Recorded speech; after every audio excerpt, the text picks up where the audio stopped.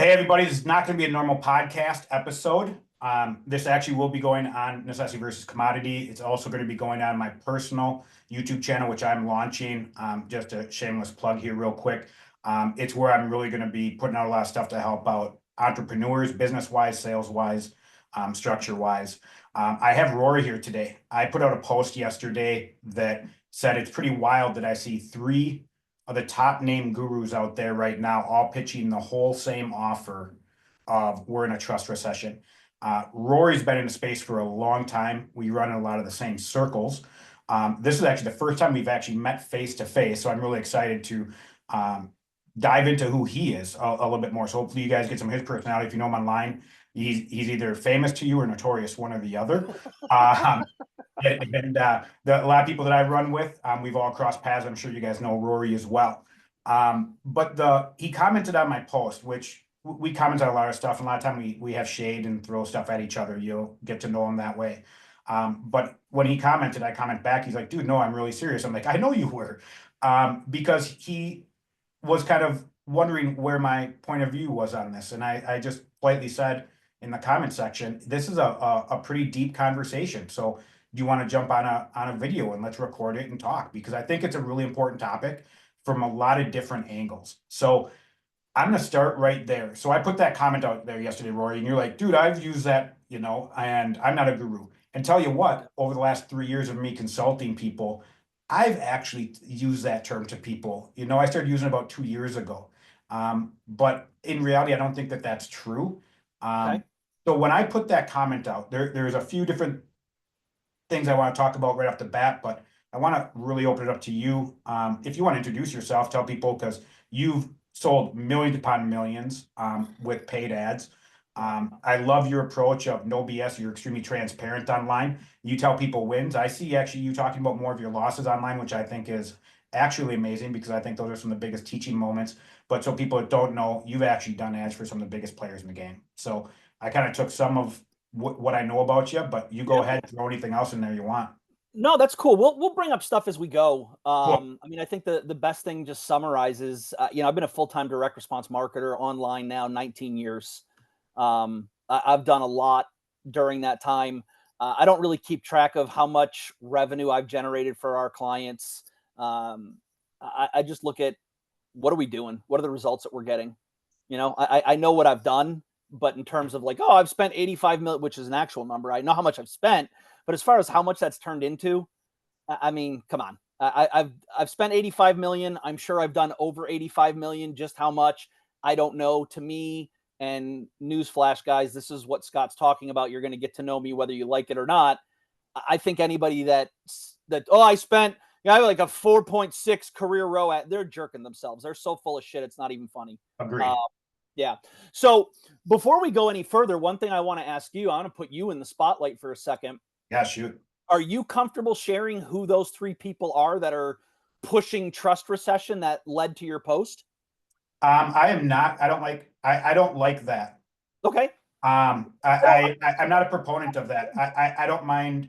My Necessity versus Commodity podcast is the good, the bad, the ugly about Yep. the online space. And I highlight people that are really good at their job, and that could be, hey, you have an offer and your offer is killer. It could be, I have a lot of interviews of some of the top salespeople, some good marketers, copywriters, all that type of stuff. If we're talking about the ugly, I never throw names out. I don't think that's fair, because we all have a bad day. We all have a bad season. And some of them, just a little bit. There are a few over the past 3 years that I had grown a pretty huge disdain towards, but I've actually been pretty impressed with them over the last 6 months, because they're actually starting to make changes to be better. Interesting. So So I don't like using names to answer. Yeah, no, that's totally fine. And I'll be honest. First off, I don't ever bring up names to shit on people. I don't Correct. think that's a good look. I do like to bring up names for context, because when you have big names that are out there that are pushing something that shouldn't be pushed, it's good to know for conversation's sake. But at the same time, I ask the questions that I ask because I want to hear your response, and your response is one of integrity, and integrity doesn't really get enough attention in our community, if you will. Yeah, I agree with you. And thank you for that. You know, the putting a name out, anybody that watches this, they're gonna see the ads, they're gonna be able to put A, B, and C together. So Yep. that's even another part of like why even throw it out there. We can just Sure. talk about the fundamentals of marketing and what's out there that Yeah, really yeah, what yeah. it's about, more than anything. And you know, if any of them watched it, you know, if they wanted to come on and talk with me directly, or you know, jump in and have the three of us all discuss stuff, I'd be more than welcome to. And I would say Yep. any stuff to their face as well. Yep. But you know as well as I do in the space, people start throwing shit at each other, and then it becomes a 10-day people pissing each other's pots and throwing rocks at glass houses, and it's Yeah. not something I enjoy watching.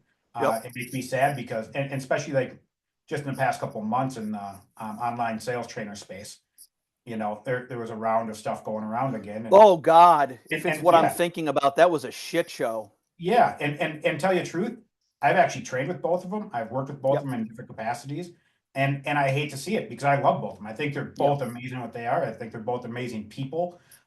Sometimes water and vinegar mixed together. Sometimes gasoline and a match mixed together. Things just happen, but I think Yep. it's really ridiculous of some of the things that happen, and I don't want to be any part of that. So Got it. Mad respect. cool. Absolute mad respect.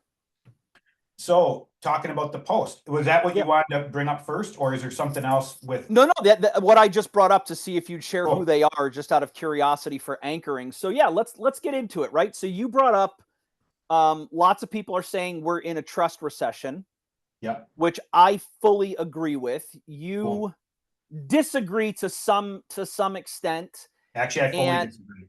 okay, awesome, awesome. I love it. And so what I want to figure out is what exactly do you disagree with? So there's multiple angles we're gonna have discussions around this point. It's one of those marketing, copywriting, human nature, evolution of certain spaces. All of these things are major facts and variables. So the first thing to kind of put a first landing point is, how come we have terms like snake oil salesman, swindler? Okay. Because people don't trust salespeople, Yep. right? So sales in general. Now, if every sales, I've been in sales for 25 years, from starting off as a personal trainer, selling gym memberships, owning my own business, online ticket, bunch of different offers, my own offers, all that type of stuff. I've trained with some of the top in the online space, whether it be Seventh Level, Matt Ryder, Bill Walsh, JD Daly, new up and comers like Christian Jack, who's a amazing sales individual as well. There are times on a call with all of them that someone will be struggling, and they'll ask the person a question of like, well, what's your view on a salesperson? What's the first word? I'm like, oh, gross, right? Yep. And the people that raise their hand, and it's only about 70% of the people, the other 30% are actually sales professionals. Yep. So if 70% of people that get into sales actually have a bad connotation around salespeople, they don't trust them to begin with. Are we really in a trust recession when, if we look back over all of society, if we go back to the very beginning, the very first sale of biting the fruit, does Yep. anybody trust a sales process? Yeah. Yeah. Okay. I can see that. And I had a feeling that it was going to be kind of an angle to why you or to why we weren't connecting. I don't even know the right word, because it's not like we're in opposition. I very much think we see the same problem. I think it's more of a verbiage issue. Yeah, I think so too. I think trust is an issue, but I don't think it's a recession. Okay. I think there has been a change in the market, but I don't think it has anything to do with trust. What is it then, in your opinion?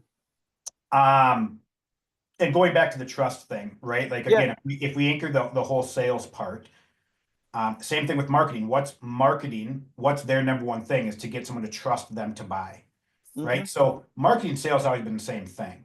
What are some of the top objections you always get? It's always built around, I don't trust you, right? Yep. So this has always been a fundamental thing in marketing and in sales. So that's never changed. Now, I was actually planning on doing a post next week to help kind of lead into answering your question. Is the post, and I was going to put a picture out there. I was going to put 2 pictures. Actually, I was going to put, imagine that we're at a outdoor music event, 100,000 people. You get thirsty, you want a cocktail or a beer.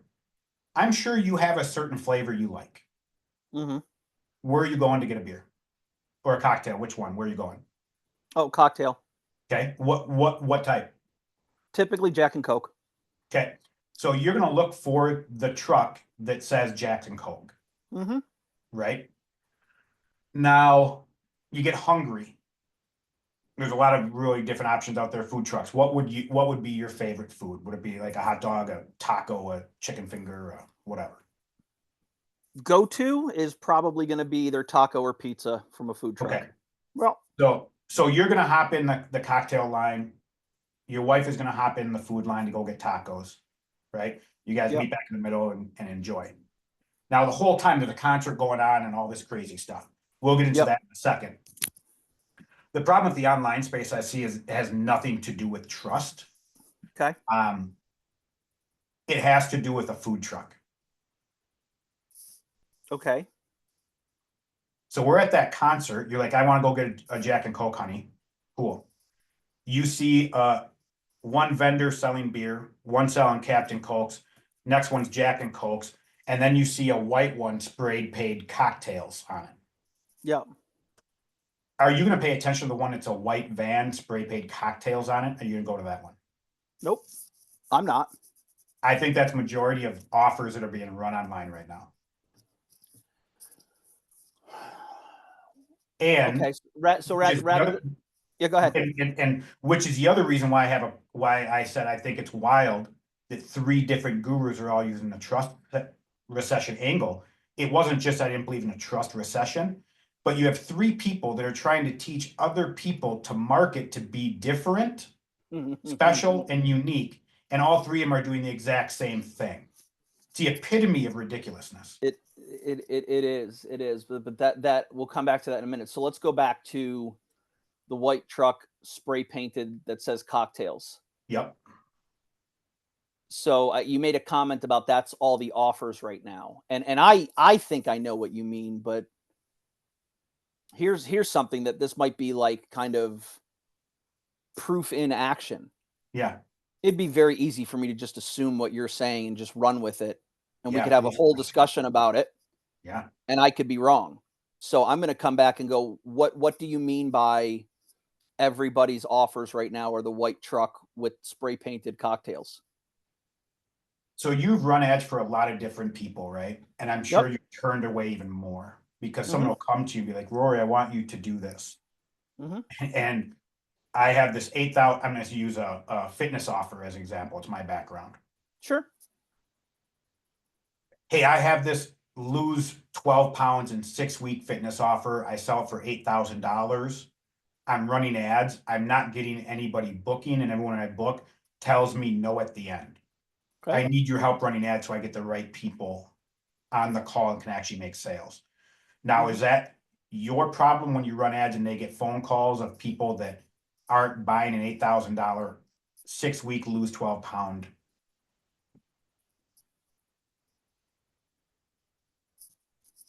Potentially there's some of my issue in there. Did I not do a good enough job bringing in the right people? But it's a 2-way street, right? I can bring in the right people, but if they're not good at what they do, doesn't matter. I could bring in the wrong people and make it so. I think I know where you're going with this, but I'm going to stick with, yeah, I mean, I could be part of the problem, but in most cases, it's not me, it's the offer. Yeah, and I think that is and if I freeze up, I apologize. We have kind of some storms coming in. It just said my internet was a little choppy. Cool. No issues so far. I think that's what I see with a lot of the offers out there. You know, and you look at, again, if we look at the space 5 years ago to 10 years ago, it was, hey, have this high ticket offer, sell it for $10,000, make $50,000 to $100,000 a month. It's a piece of cake. It's easy. And 10 years ago, 8 years ago, 6 years ago, that might have been true. But now there's so many options out there Yep. And people have been burned in the past where they've dropped 8K for this fitness program, and they would have been better off just Googling macro diet and getting it free online and going to the YMCA and asking someone for $10 an hour. Will you just hold me accountable? Yeah. So before we go on, because there are some important points here. Agreed. What because again, I think it could be a definition issue. So what is your understanding of, or again, because I don't know who you're specifically talking about, and you Yeah. won't share them, which I'm pointing out. Like Oh, yeah, again, I agreed. respect it. What is your definition or working terminology of trust recession that you don't like right now? That the people that are, from my perspective, when I see that and the angles that I see, is, hey, it's harder and harder to get people on the phone. It's harder and harder to run ads. It's harder and harder to sell your high ticket offer because we're in a trust recession. Mm-hmm. Because people have been burned in the past. Yep. Now, I don't technically disagree with that, but what they're trying to sell people on is the same thing that they've been doing for the last 10 years. People are going to come in, they're still going to have that 6-week fitness offer and be told, oh yeah, nope, we've got this perfect script that works for everything. Yeah. And all you have to do is type this into ChatGPT and here's your prompt. Now go shoot that, run ads, and you're going to be successful. Okay. Yeah. That's so, how I think we got into this whole trust recession more than anything. Yeah. Yeah. So again, that's pretty much the terminology that, or the way I understand it. Yep. Is that it is harder to sell. It is harder to sell high ticket. It is definitely harder to get people on the phone. It is harder to get people to commit. And again, it's why I do think, yes, we are in a trust recession. I think perhaps the difference here is, one thing that jumped out at me as you defined it was, like, it just reminded me of, this is the internet marketing industry, if you will, is you have a bunch of people teaching shit that they have no business teaching to a bunch of people who have no business learning it because they're not true experts. And so it's just like a continuous lie. It's the continuous sham. Yes. Which is why the snake oil salesman 1,000%. mention at the beginning was just so fitting and foreshadowing.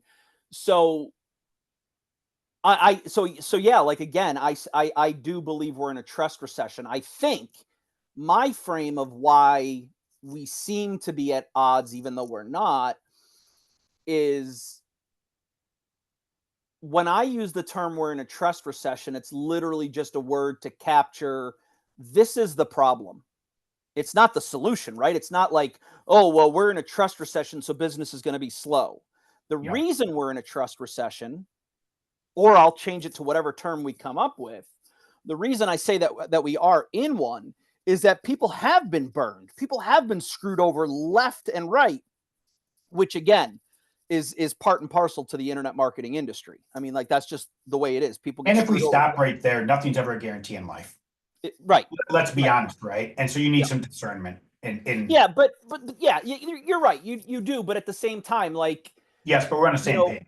Yeah. Yeah, and so and at the same time, like, there is truth in what you said and how we're talking about it right now. Is people have had enough of getting on fucking strategy sessions that are nothing more than a sales call. There's no strategy at all. Yeah. You mentioned the same ads, 3 different people, same. What I see right now that makes me want to vomit is almost all video ads are the same damn script. Dear Mr. So-and-so, are you experiencing this problem? I've got a solution. Here's the solution. It worked for 3 people. Everybody has 3 examples. I don't have enough time to get into it now. That's why I've put together, like, when you say the same damn thing as everybody else, to me, that's what leads to a trust recession. Correct. And that's exactly why it's not a trust recession. has nothing to do with that. It's an attention recession. It's a positioning attention. It's a standing out recession. Uniqueness recession. It's everything to do with that. And I'm going to back up because I hope everybody heard you say it, of the sameness of the three. That's what blew me away. And again, the reason why I'm like, wow, it's so crazy they're all picking the same angle. It's no different than write your best-selling book. So you have authority, build your authority funnel, now it's just their trust funnel, right? One funnel away. To your point, it's a marketing hook to get someone to take a step. Yeah. The other issue is if those people take that step into that, they're getting themselves into a situation that they're going to be the same as those three, all choosing the same thing. And it's to your point, it's the same step, just repeated over and over, just with a different marketing angle, which is not solving the problem that the market actually has, and you're actually damaging it and destroying it and making it worse. Yeah. That's what makes me sad.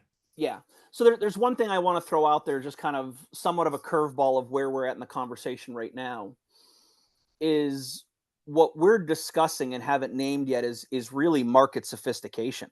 Agreed. And I think you hinted at it, but you didn't say it, at least not outright, is that being stuck at home for about 2 years during, the COVID fallout. COVID was a pivot for a lot of people. Accelerated the shit out of everything, because you took 10 years and condensed it down, where people just got bombarded and bombarded and bombarded, which is why, again, like I still perfectly love the concept of we are in a trust recession, because for me, it puts a finger right on the current problem that we're all trying to solve. And what I mean by that is, and I guess we could also draw a line in the sand right now for, I'm an ethical marketer. Pretty safe to say you're an ethical marketer. Marketing comes down to persuasion, right? And there's a fine line between, let's put it this way. There's a fine line between persuasion and manipulation. Yep. Persuasion is for good, manipulation is for bad. Yep. And so I put you and I more on the persuasion camp. Like, we're looking to help people. I think, again, go back to the snake oil salesman, those are people who are manipulating, the marketplace, the individual, the masses, to get money out of them. And yes, I look to get money out of people. I don't even like saying it that way, because just the terminology frames it wrong. So that's why I love the concept of just being able to say, hey guys, we're in a trust recession right now. And you very well could, again, we could say it's an attention recession. I agree with you. It's because for me, I'm not pitching, and I know you're not saying I am, but like, when I use the word trust recession, I don't say we're in a trust recession and here's how we're going to get over it by building a trust funnel. I'm using it to say, here's the fucking problem. Yep. The problem is people have been burned. The problem is you're saying the same shit as 50 other people. Nobody believes you anymore. And why should they? Correct. Because now you sound like everybody else. And in fact, like, just to go off on a tangent, I've wanted to put up a post the last couple of weeks, and I just don't know where it's going to serve me right now. So I've sat on it. But it's literally like, we need to normalize people going back to being employees, people not claiming expert status. Because let's face it, the internet marketing space right now is flooded with people who have no business claiming authority status that they claim to have. And it's just getting worse. 1,000%. And when you were talking there too, I'm glad I didn't forget it, but we're not in a trust recession. We're in an eye roll surplus. Right? Because like you said, and that's where, like, when it was within 10 minutes, I had 3 ads, all with trust recession.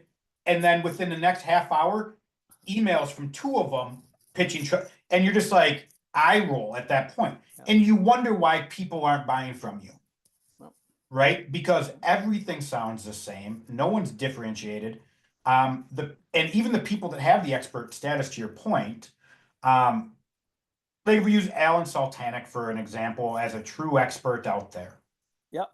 Very, very amazing marketer. Awesome. Yep. I've learned so much from him over the last 5 years. I learned a ton when I was in Fast Forward. Great mind, great expert. The Yep. him being photographic memory, like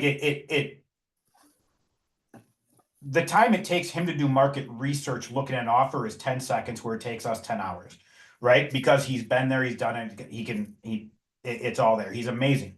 Yep. But there's somebody that could run ads to put him themselves at the same quote unquote so expert level as him. Now someone goes by and you know what I'm saying, not truly, but you know what I'm saying. No, Right? I get it. I get it.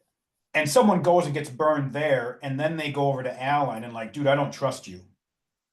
Right? So I understand how you're using trust recession, but we have to look at what the problem actually is. And Yep. you're sounding the same as everybody else. And Yep. people are just rolling their eyes at you. Yeah. Well, it's funny you bring up Alan in a number of different ways.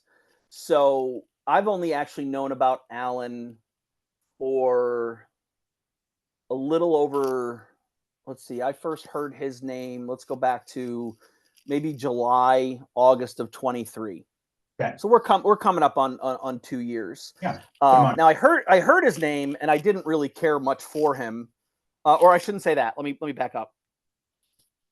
I didn't go past hearing the name initially, because having been in the space for 20 years or 19 years, just for all the nitpickers out there, I don't want to add on, a year that I didn't earn. Having been around for 19 years, I didn't hear Alan's name in 2006, 2007, 2008. So automatically, I really didn't give a crap. It took several months, maybe upwards of 8 months, where someone said, when I was doing some networking for some work, and somebody said, who you know where you need to hang out is the Nothing Held Back group. That's Alan Sultanic's group. Are you in it? And I was like, no, I hear his name a lot, but I really don't need to be in there. And they're like, dude, stop. Go join his group. It's different. I was like, okay.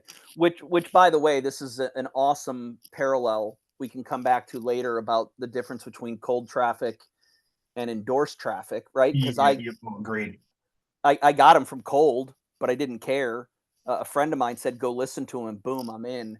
So I do like Alan. I do respect a lot of what he says. He's definitely a master of his craft on a level very, very different than almost anyone, which I do like. Savant is how I view him. The what? A savant is how I The view savant. him. Okay, interesting. The other reason I said it's interesting you bring him up is I was going to say to you, what's funny, you talk about this expert status is, so first off, in his group, everybody's a copywriter. Every single person in that group is a fucking copywriter. I've never seen so many copywriters in my entire life. Yep. I'm just going to put that statement out there.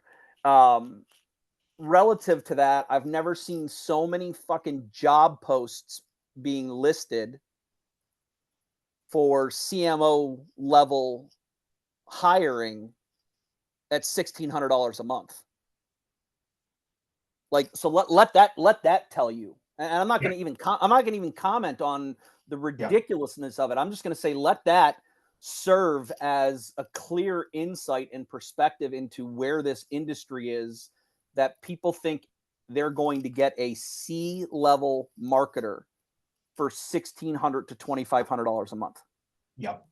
That tells you the quality of people and where the state of the community is as far as true expert status and who's really out there. Yeah, and that can open up a whole bunch of conversations on a lot of levels there, right? Of like that, coming from brick and mortar businesses, owning my own brick and mortar businesses, service industry, having a huge background in that, the online space I see going through a transfer, it has to become, they have to be run like businesses, not these Wild West shows that they have been. Yep. Type of scenario. And you have to understand each business is at a different stage, right? And like you said, like this person's coming in, they're one man show, and like, I can't do this. I need someone to come in. Well, I can't pay you 20K a month because I'm scraping by at 6K a month. Right. And so it's kind of the same thing that with sales professionals have a hard time in the online space. You'll see a post, yeah, I'm hiring a sale, for a sales guy, you have the potential of making $50,000. Okay, cool. You interview with the person. So how much is your revenue? Well, I hit 48K last month, 52 the month before. Well, I can't make 50K here. You're not even making 50K here. Right. And so that's a whole bunch of other conversations we could have. But these all lead into the problem of, again, the trust recession, right? Yep. It's not really a trust. There's so many fundamental problems in in each part. Just like if you're diagnosing a funnel and we have the ad, then we have the landing page. Let's say it's going to a webinar. Then you have the application. Then you've got your pre-sale page. Then you've got stuff that happens between they show up on the call. The ad itself, you have the copy, the headline, the subject line that can be tweaked over and over and over again. Then you look at the creative over and over again. Look at the landing page. Look how many little pieces really matter to make something successful. Yeah. And no business is going to be perfect. No industry is ever going to be perfect. Yeah.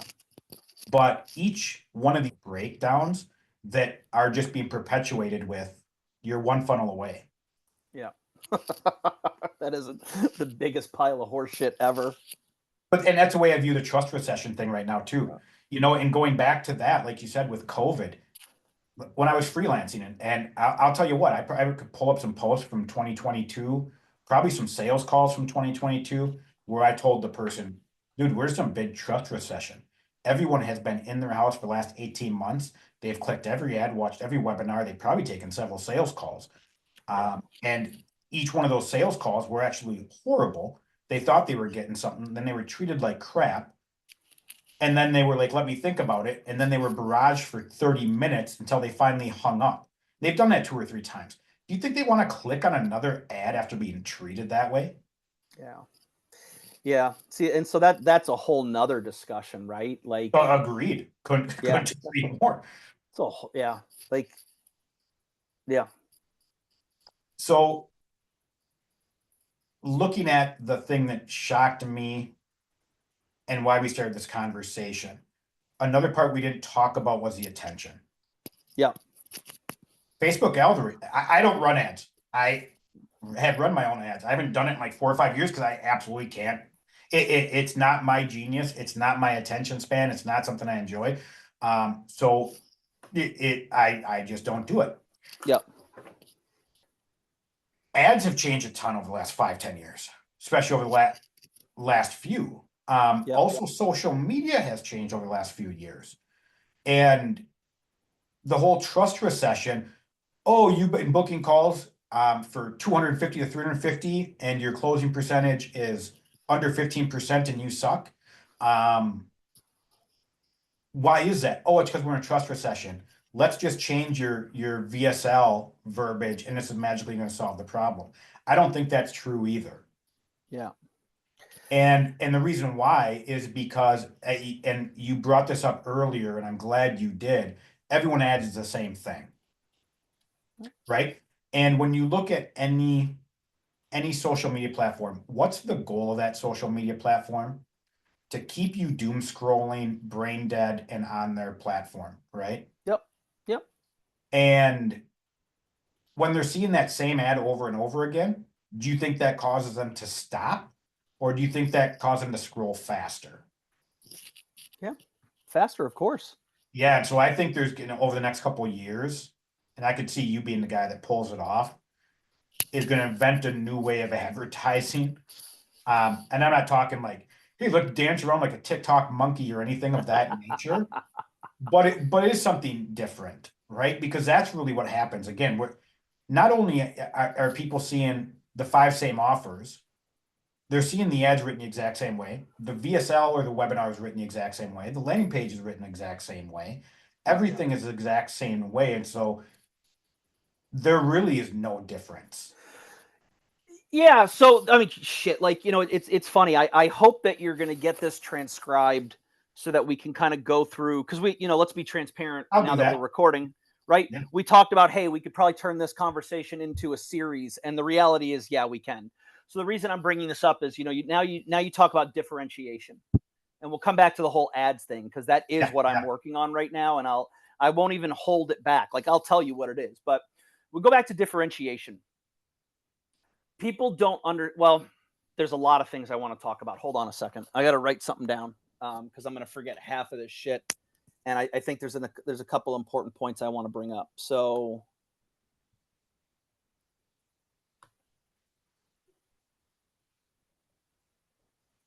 I can do Jeopardy music if you want me to.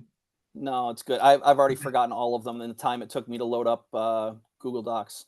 I hate that's why I said made the comment about the eye roll surplus. I'm like, oh, I'm gonna forget that by the time I get a chance to say it. So differentiation. I'll never forget 10 plus years ago. Excuse me. I was working at an ad agency. This is where I actually learned how to become a great copywriter for ads. I was working at this agency, and we were bringing on a new client. And I started going through some of her marketing materials, and I was not impressed at all. And saying I'm not impressed at all doesn't mean anything. I think as a copywriter, you can understand it's our job to go find the interesting thing. We have to find it. At least I do, right? So Great. I happen to know the affiliate manager, or I should say the owner of the affiliate management company for this person. And I said, what is different about what she does? And he goes, why does it matter? It doesn't matter what's different about her. Just advertise her. And I'm like, are you fucking kidding me? Yep. And this guy is very well known, household name. It's not Andy Hasong, by the way, because it's only a few small people. And I don't want anybody thinking it's Andy, because I love that man to death. So that rules one person out, right? So I'm like, are you fucking kidding me? I'm like, you are responsible for half of this industry as an affiliate manager, and you're going to sit here and tell me differentiation doesn't matter in the marketplace? Are you nuts? That was 10 years ago. Yeah. Another thing just popped up in my head that I wanted to remember that fled again. So we'll come back to it. But like, that stuff is so important. The other stuff that I think I wanted to allude to and talk about is, so the advertising stuff, we'll come back to that. You mentioned like advertising. So it's really funny you mentioned advertising is different. So I consider myself an OG in the advertising space, and I'm probably second generation OG. There are people way before me who were doing it behind the scenes that you don't even know about that killed it. I'm not one of those people, right? So when and I love this. I don't know if you've heard this term before. This was something that's actually new to me as of late 2024, early 2025. We all know that the internet marketing space is just flooded and inundated with everybody who's a Facebook ad expert, right? Yep. Oh yeah. Somebody, and it's funny, two people in the same day worded it. Facebook ads became a BizOp. It's, excuse me, no longer a profession. It's a BizOp. Yep. Agreed. How to make $10,000 a month running ads for other people. That's what it's about. I didn't become a Facebook advertiser or a media buyer to learn how to make myself $10,000 a month. You're damn right I want to make $10,000 a month, and I lost my shit when I finally broke that glass ceiling. But it was, I want to become a media buyer to learn how to drive traffic, because traffic is the lifeblood of any business. Yeah. There is a huge difference between that mindset and how do I make $10,000 running ads for other people. So we've got this marketplace right now that is flooded and inundated with BizOp buyers. BizOp media buyers. And what we're seeing in advertising that has shifted, trust the algorithm, trust the algorithm. We talk about Facebook. Facebook ads were so powerful. Or I'm sorry, Facebook targeting was so powerful because after 6 years of following all of us around the web, they built up this major, major data house on everything we did, every place we went. And they worked with third-party data sources, data companies that were able to combine all of this data. And you literally could target a flea on a horse's ass out in the middle of the desert. Great. You can't do that anymore. Yep.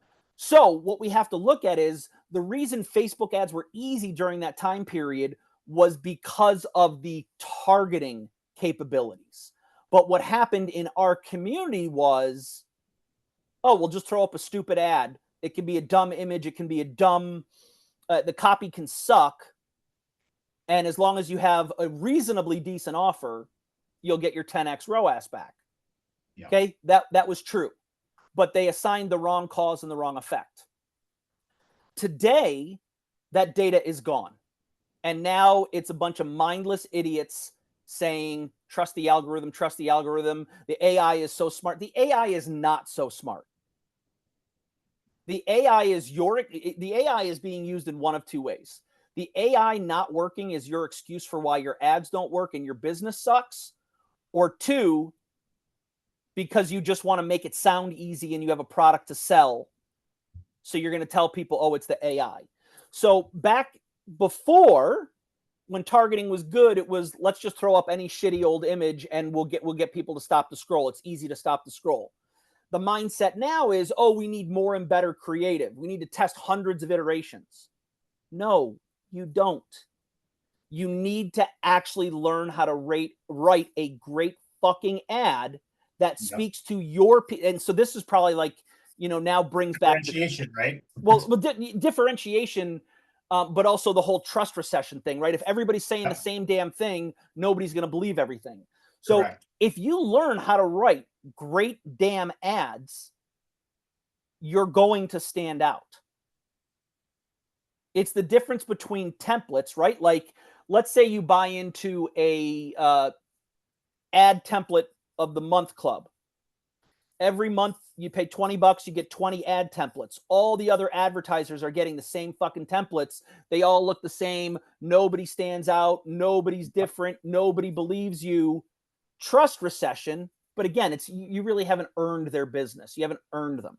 And that's the big thing, right? Yeah. And that's what's really changed. And, you bring up the algorithm thing, like you said, of, the attention part, when I said earlier of like, oh, you got the whole concert going on back here. We'll get back to that later. Like actually that's exactly what I was talking about, is people's attention spans online now too, right? So if you're the same, they're just going to scroll by it. But the other thing is, as well as I do, again, these platforms, what do they reward? Attention. Yeah. So if someone sees you sounding exactly like somebody else, that's a quicker scroll. That's going to kill your ad spend. So it has nothing to do. So that's why it is so important to make sure. And this is kind of the whole thing with like all these AI prompts now. How many business owners think like, oh, I can just type in, hey, what's my target market? Write me a 30-day content. Boom, gone. Now I can just cut and paste this stuff. Again, don't think there's 1,000 other people out there doing the exact same thing. So now you guys have the exact same output just with your name on it, right? So and that's where trust recession, it's blurry. And I'm not opposed to the term. I just don't think it's the fundamental broken part. And the other problem is and I think you brought up a really good thing about running ads. Yeah, it became a BizOp, right? As these people don't want to do it. They're chasing a $10,000. And when you're working with someone that's only chasing after money, how far do they go into actually helping you? Right? Like this is your career. This is your passion. This is something you love. It's the same way with myself. When I was in fitness, building people from the ground up and making them the best version of themselves was amazing. Yep. I do the same thing now, but for a business. I find it just as amazing. It's just a different tool, right? And my brain is wired to fix things and to solve problems really fast and effectively. And I really enjoy doing it. And not someone that's a BizOp. Hey, do this. Like you said, in Alan's group, there's so many copywriters out there. How many of them do you think are worth hiring? None of them. Yeah, I mean, I'm being facetious, right? No, I know you are, but still, that's 1%. 1%. Right. And so if you're running ads for any of those copywriters, you think majority of the people, you don't think they have the same thought process, right? And if your ad's not hitting, the algorithm's not going to improve your ads and make it better. It's going to be like, yeah, you're not getting any attention. So it's actually going to cost more to get you in front of people, right? And we see that happening a lot, and people don't know why, because people are either being sold snake oil from the program they're in, or the person that's running ads for them doesn't really understand what they're doing. They're just there to make 10 grand a month and whatever. And that's a big problem in the world right now too. Yeah, it's a huge fucking problem. So when you look at that's why I kind of mean this online space is kind of weird. It's going to have to move into almost a like I see the blending of corporate and way people are starting to structure businesses, especially the big ones and the ones and the lasting ones. They have almost that internal structure now. I even see some of them where they like, hey, we do everything online, but you're coming and living in the city. Right? Like, no, I know, but you see that start happening, right? Like, and that's the big change. Just like the 10K a month or 50K a month. Hey, live on a beach, work from your own hours, do whatever you want. Now anybody can do that from the corporate office since COVID, right? So, hey, you didn't really become self-employed. You just gave yourself another job. Yep. And you're bleeding money out and not surviving. And it has nothing to do with being in a trust recession. It has everything to do with everything that you're doing is either a white food truck, a white van just says food on it or cocktails, or even worse. Yep. For a white van with food on it. What? No, you keep going, but I finally got it. I finally got it. Go. Remember it. Even worse is you're not even in the front line of the food trucks. You're actually behind them, which is actually you're even further behind the porta potties because you have so much attention that someone has to go through to even see you. And then they just think, oh, look at that broken down van there. Right. Yeah. And that's where, and I hope people listening to this don't take offense to me saying that about their business, especially the ones where it's their heart and soul and they're pouring everything into it. That's not my attention, but my attention of you've got some fundamental breaks going on which are causing issues. They're not hard to fix in reality. They just have to be fixed. You can't expect to keep banging your head against the wall and something magically going to change. I can't meditate for an extra half hour in the morning and hope my ads now are going to work because I'm in right alignment. Right? Like let's all be honest with ourselves. If I had the ability to manipulate Facebook, I would be a billionaire. So what were you going to say that you remembered? So the thing that kept coming back to me and coming back to me and escaping, I think as a copywriter, this will be a fun discussion. I think another thing that has led to this trust recession, if you will, that's really super important to try and figure out here of what's going on is everybody has a unique mechanism these days. Yep. Every single fucking person is taught you have to have a unique mechanism. Yep. And I think we've become deaf and blind to unique mechanisms as far as consumers, right? Like I see unique mechanisms now and go, there's nothing like even just, I just see people naming shit and I'm like, oh my God, there's probably nothing here. Like it took me 18 years, it took me 18 years in this industry to finally come up with my own unique mechanism that actually is fucking unique, but I have to prove it. It's not enough to just say it. Yeah. Yeah. And I'm laughing for a couple of reasons. Number one, I was putting together my sales letter this morning, and I'll tie back to that. But that's always really the funny thing, right? Like, hey, here's the unique mechanism. Here's the secret. Here's whatever you want to kind of call it at. A lot of people are, to your point, they're hyped up and then they're just let down, right? Because there's really nothing unique about it. Let's say if we use a fitness person, my secret, my unique mechanism is munchy macros. Oh, so it's just macro diet? Oh, okay. Victory vegans. Oh, so you don't eat meat, right? Like there's nothing unique about that, right? And to try to dress it up, again, eye roll. Yeah. And so today I breaking the 4 parts of what I do for a business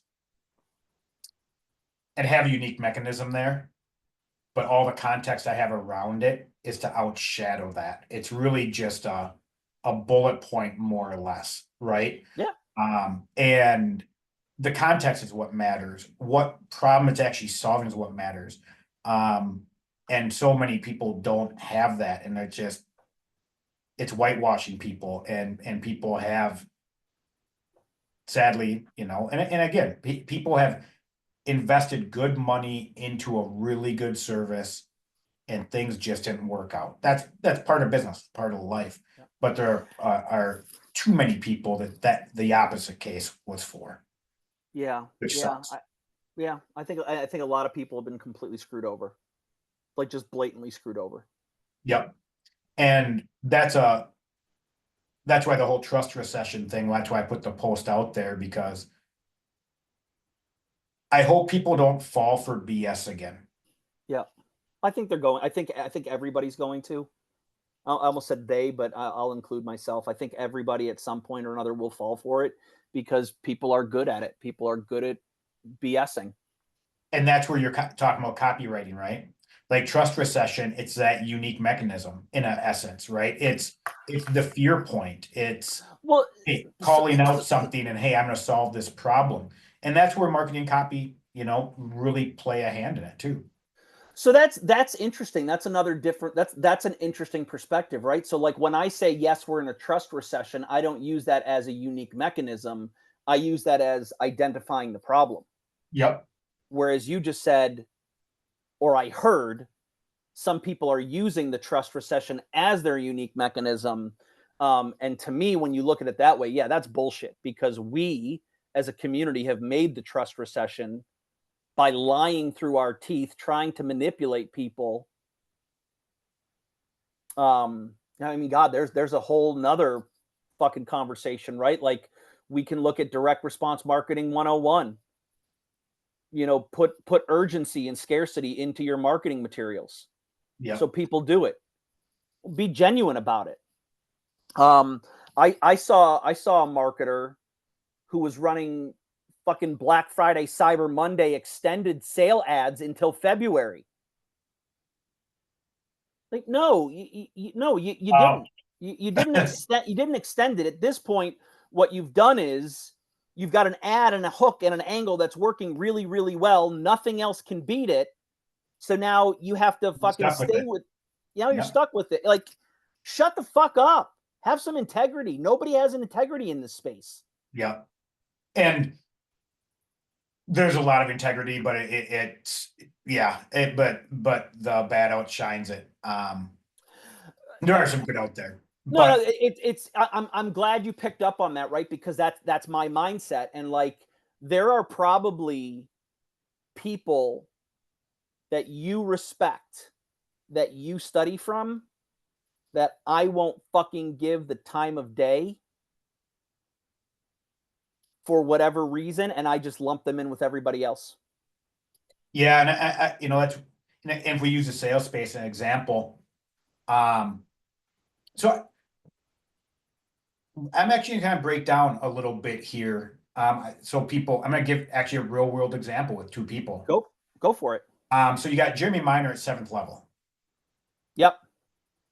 You've got Bill Walsh at the objection box. Okay. Do you know who both of them are as sales trainers? I know Jeremy's name. Okay. A little bit more than I know Bill's. what I'm wondering here is, what was Jeremy? Did Jeremy work for Bill? Opposite.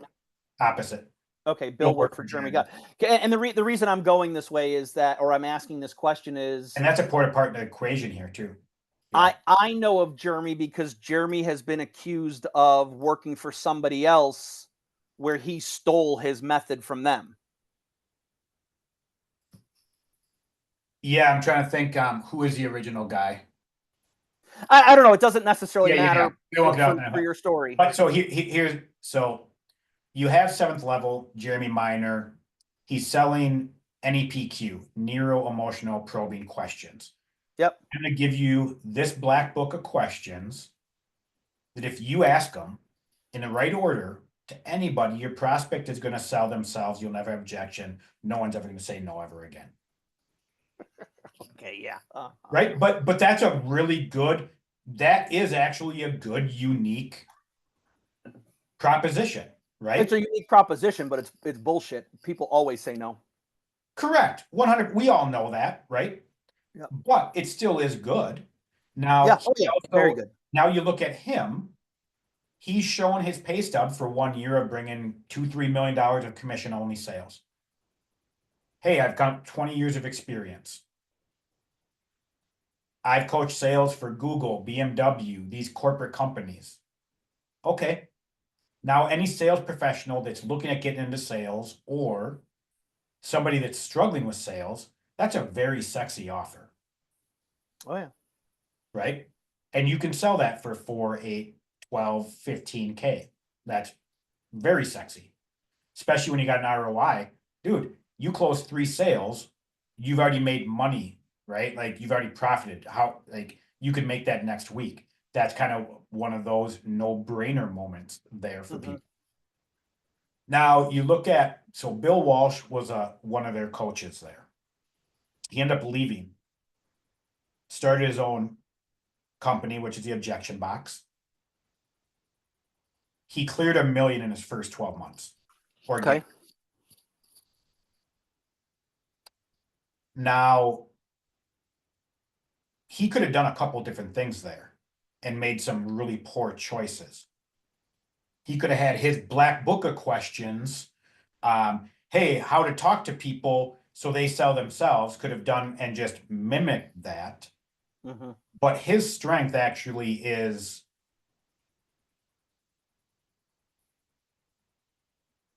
identity shifting and having a tough conversation to do it, which really is what objection handling is, right? Okay.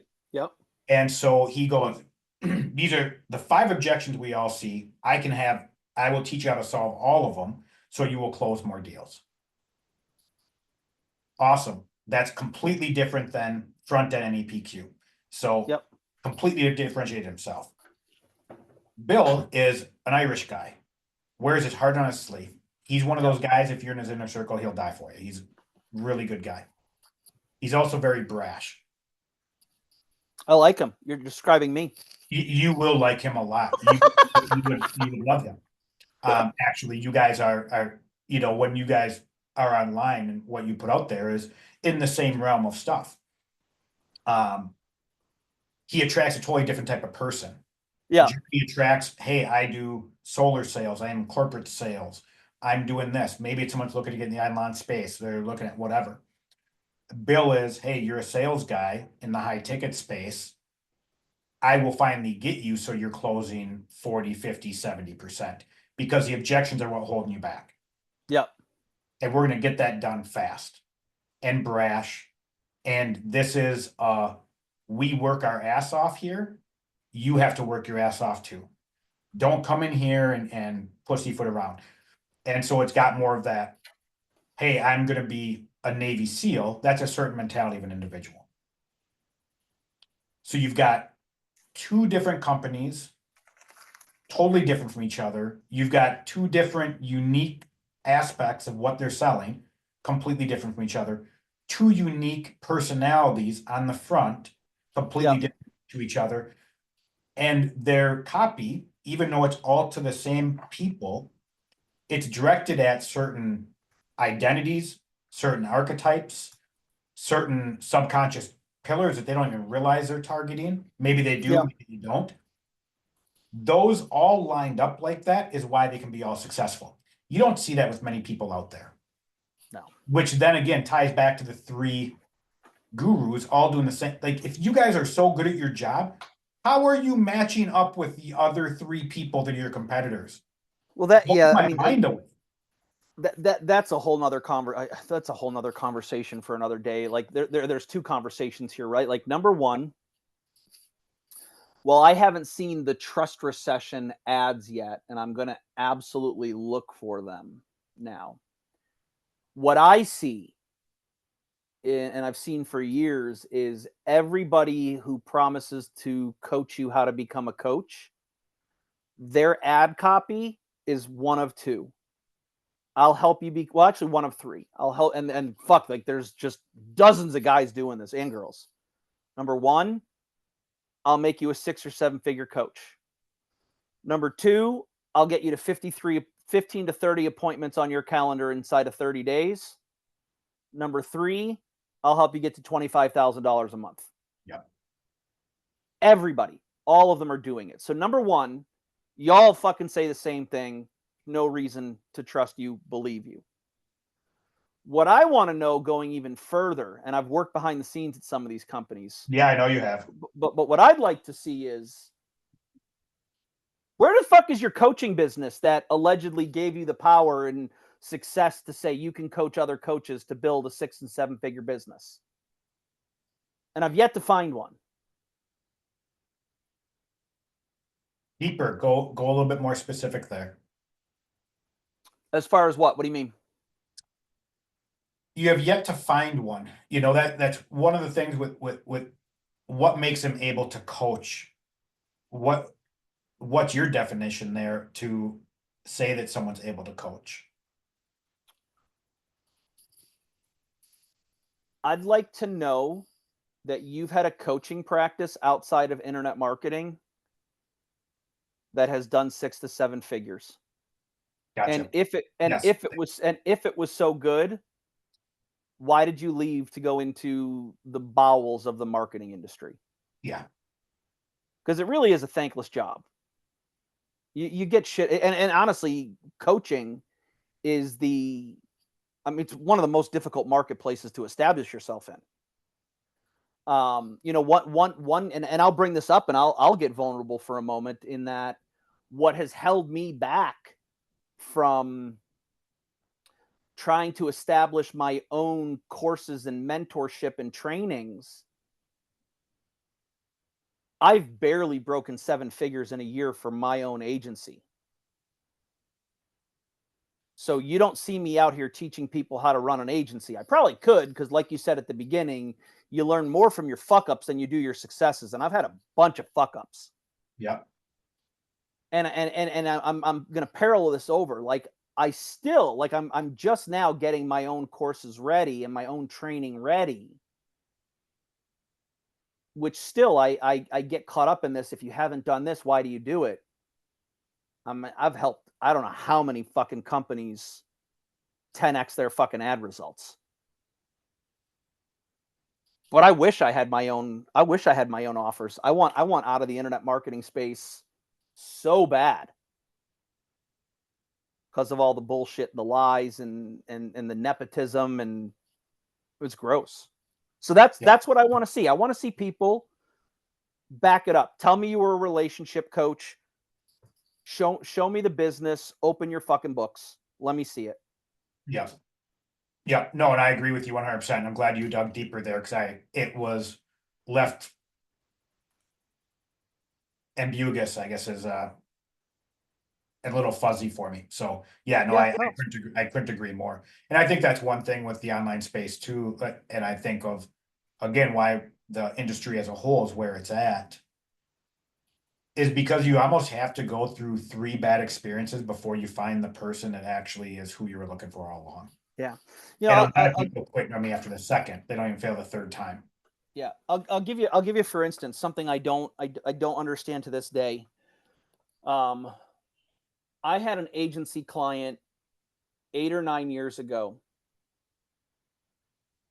in some circles of digital marketing, he's one of the he is among one of the most respected people out there for what he's done in marketing. Number one, before I took him on as a client, I thought he was a scumbag. The person who introduced us gave me a little bit of a heads up on, taking him on as an agency client, which changed my mind a little bit, but I still kept reservation. Yeah. This motherfucker who allegedly had 15 different businesses, all of them doing 7 figures, was breathing down my neck every single day, multiple times a day. Why aren't my ads working? Why aren't my ads working? Why aren't my ads working? Number one, if I have multiple 7-figure businesses, I do not have the time to breathe down somebody's fucking neck over that much, or like that much, right? Number two, if I had 7 fucking businesses or multiple 7-figure businesses, I would already know why my ads aren't profitable after 2 weeks. Yeah. I saw zero evidence, and the other funny thing that, and honestly, I don't know, this might be self-serving or whatever, but fuck it, I don't really care. I see enough behind the scenes companies, businesses, leaders, and whatnot. I can string together patterns of who's actually successful or not. Successful people just don't have the fucking time to sit around all day and micromanage vendors. Yep. Agreed. So I don't know. I just wanted to share that little bit of perspective because it's just amazing. Well, and I'm glad you did. And I that's one thing over the past 2 years too, that has kind of changed why we are where we're at too. There's been a lot more transparency out there, right? There are a lot more people out there calling out bad practice. There are a lot of people out there. Some of it's pretty nefarious and pretty vindictive. Some of it though is very much constructive and correct. But people now are starting to realize who the bad players are out there. And I think that's important. I think it puts everyone in check. Nobody was in check before, right? It's you literally could do anything, say anything, and treat anybody the way you want to, and there was no negative effects to it. And that comes with the people you're running ads to as well, right? Like a lot of these people have been lied to up front, Yep. and then treated like crap in the back. Yep. And that's the thing I hate about this space more than anything is people are trying to grab a dollar and they're just burning the rest of the place down with no regard to anything. They're not trying to actually make the environment better. They don't realize they're damaging it, making it way worse, and they're the problem behind it all. Yeah, they don't care. No, not at all. They absolutely don't fucking care that they are taking advantage of people and shitting all over them and making this industry horrible. And I think that's probably like, I can come across as very, very, very jaded. And I try not to because I don't want to welcome negative energy into things. But after years of being behind the scenes and running ads for these people who pretend to be something they're not, it's disgusting. Yeah, and that's the differentiator too that I think is becoming more important now than anything. Your personality, your essence, your truth, so people actually trust you. There's a shift there. People aren't buying the whole copy marketing thing as much as what they were. It wasn't as easy. And like I said, I bet you're one of the guys that's gonna, crack the code here really quickly. And like you said, you were kind of working on some stuff already, but I think there's gonna be some changes that are coming about the way that marketing happens, right? Like if you go back to like a Gary Halbert and you pull a sales letter of his and you read it, you're like, darn, this is good. Yeah. But there's also a reason why it doesn't work effectively anymore. Yeah. Or is what it once did. And I think everyone, like you said, in Alan's group, you've never seen so many copywriters together. And you have all those people all writing, all learning from the same thing, and now doing all the same thing across the whole board. Now you've got it's the same thing as AI, right? Like, Yeah. hey, I've got this prompt, it's going to kick the same thing out as everybody else. And there's no true actual masters out there with their craft, and that's a big thing. And people don't want to invest in someone who's not a master of their craft anymore. Well, it's interesting you mentioned that. Like that really reinforces a couple things I'm working on in an interesting light. And so one of them, it's funny, like, everybody's pushing AI today. What good is pushing AI to write your copy for you if you suck as a copywriter? I put a post out that the other day of, hey, don't fall for the AI people that are, hey, I will teach you how to make AI sound just like you. You ever think that maybe you suck and that's why people aren't coming in? So it's just magnifying garbage, right? Like Yeah. it's not, and speeding it up, it's going to make it worse. So that's another thing too, is it's like, I can't believe how many people on Facebook I've been friends with all this time that have been AI experts, and suddenly they've only come out of the woodwork 6 months ago. Yeah. Like, shut the fuck up. You're not an AI expert. You're jumping from one hot button issue to the next, to the next, to the next. Just like the trust recession, Yeah. you're turn a client in 48 hours from click to 48 hours, click to buy, your authority book, your authority funnel, the trust recession. So let's get a trust funnel. It's just popping from one thing to the next for relevancy rather than starting to solve the new problem that's in place. And that's, I guess, I never even thought of it that way. It's actually it's the new problem that's out there and nobody's fixing it yet. And I think differentiation is going to be a big part of it. Yeah. I think differentiation is going to be part of it, but I also think it's going to be adaptation. Agreed. The the And you the, need to the do it fast. yeah, the days of running one funnel are over. That ended like 6 years ago. In Yeah, well, reality, right? I mean, maybe, it started breaking at COVID severely. But yes, that's always a there problem I see too. there are still a lot of companies that are getting by. I worked for one in the end of 2023 into 2024. They did $72 million in 2023 off of one acquisition funnel.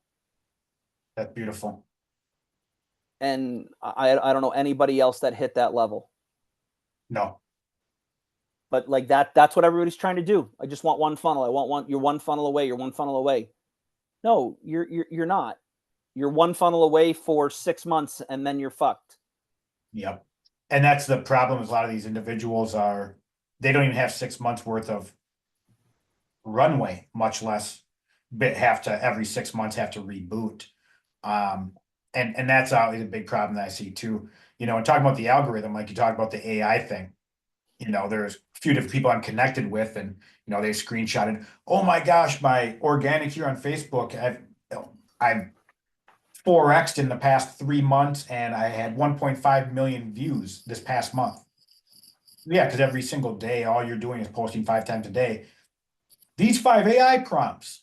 Well, of course but these people aren't buying anything, so it's not getting you anywhere. It's not going to get you to $80 million a year, right? Yeah. And I'm sure that individual that's running one acquisition funnel, they've got a darn good, specific, dialed in offer, They do. right? And majority of people don't have that either. No, So no. There's a lot of things missing from what people have or don't have these days. And I think that's probably another reason, if we come at the trust recession from the angle that you see it, why people are talking about it is because they're oblivious to taking personal responsibility for why their shit isn't working. You're relying on outdated tactics, hacks, loopholes. You really don't provide any value whatsoever. yeah, and there's another piece of this puzzle we haven't even discussed yet.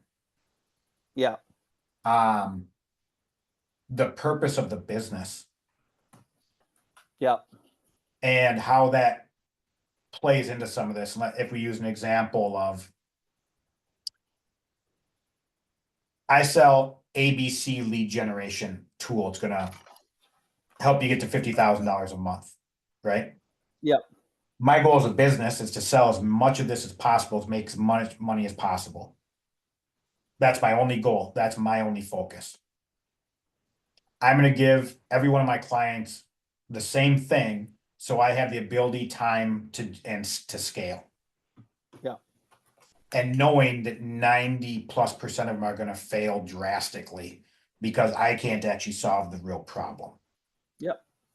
And that is a big thing I've always hated about this industry, is that level, is people drink the Kool-Aid thinking what they've been told is going to solve their problem, actually is not the case. And it's actually the main cause of all their stress and problems. And I was writing the other day, and the verbiage I used in that was, majority of people are buying and installing in their business what most businesses install at chapter 20. They're only on chapter 5. Mm-hmm. And you're skipping 15 chapters and expecting something to work the same way, which is not normally and rarely extremely the case. Yeah. Yeah. For sure. Looking at,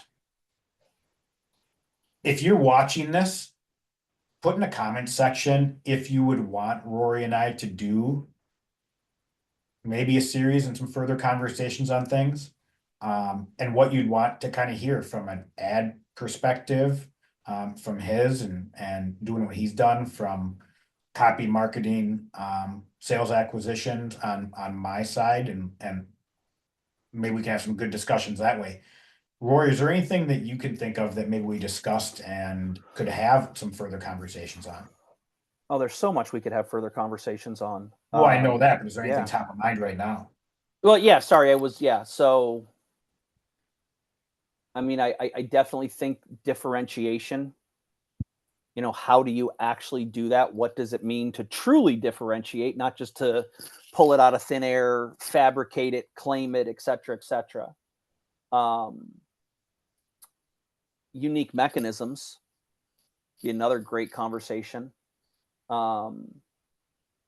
Obviously, there's probably one or two things in here about ads we can talk about that because we didn't really talk about ads in general. We just talked about the idiots and the lunacy of what's going on right now in sort of the marketplace. Yeah. Those are a couple things that come to mind. Yeah, and actually, I think talking those points are really good ones. Because if you talk points about how to fix ads, normally it all traces back to the business fundamentals again. Yeah, it is. These pieces in place, right? And if we're just thinking on ads, that's a good easy barometer to keep someone in a specific box of mindset of like, hey, if you're not different here, well, that means your offer. So we got to get back and look at your offer, your brand, and all that type of stuff. So you literally just summed up what it takes to create great ads. Yeah. The fundamentals. That's Yeah. it. That's it. There's no magic of what I mean. The magic that I do is doing the fundamentals and doing them over and over again and doing them very well. But there literally is no fucking magic to what I do. Yep. I apply solid, proven, time-tested direct response principles to all of my marketing, and that's what makes it work. Not hacks, not shortcuts, not manipulation, not fabrication, and certainly not clever. Certainly not clever. Not with Facebook ads. You cannot be clever. Nope. Clear, not clever, always with ads. Always, always, always, always, always. Yep. Well, awesome. Rory, we'll talk after over the next week or so, and maybe look at doing something. I will be launching it on Monday. I'll get you the transcript shortly too. Cool. Over the weekend and stuff. And again, anybody, Rory, where can people find you? Facebook, what yeah, I mean, they can find me on Facebook for sure. That's where I live. Right now, if people wanted to get like kind of more of a flavor from me, let me find the damn brutallyhonestadreviews.com is a free newsletter that I have. where basically every single day I send out an email newsletter that links to a video review of